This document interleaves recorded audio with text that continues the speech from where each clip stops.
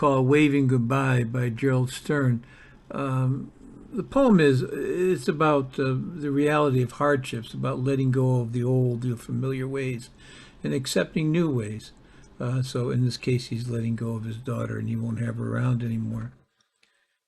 I'll share something with you. You know, I walked my little girl to my daughter to the to the corner when she was 5 to get the bus that would take her to school, and we held hands, and as we always did when we walked down the street, uh, and we held hands, her little teeny hand in my hand, and then the bus came, and there were all these kids in it that were her age. They picked up the first grader, maybe kindergarten, first graders, wherever they were, in one bus.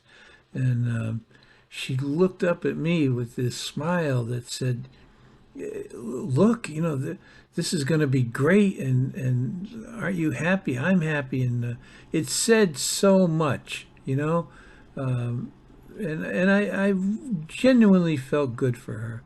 And then she pulled her hand away, not harshly, but slipped it away because she didn't want kids to see that she was my baby. And I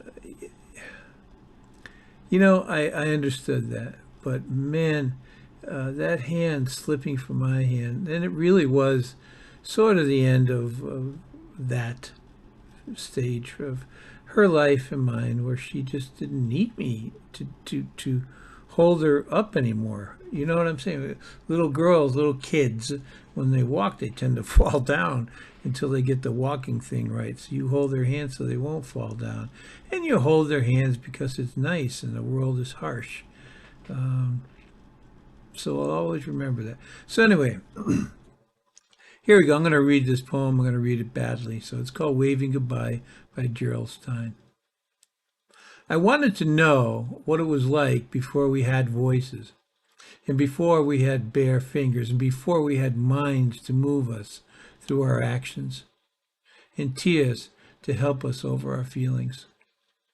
So I drove my daughter through the snow to meet her friend, and filled her car with suitcases and hugged her, as an animal would, pressing my forehead against her, walking in circles, moaning, touching her cheek, and turned my head after them as an animal would, watching helplessly as they drove over the ruts, her smiling face and her small hand just visible over the giant pillows and coat hangers as they made their turn into the empty highway.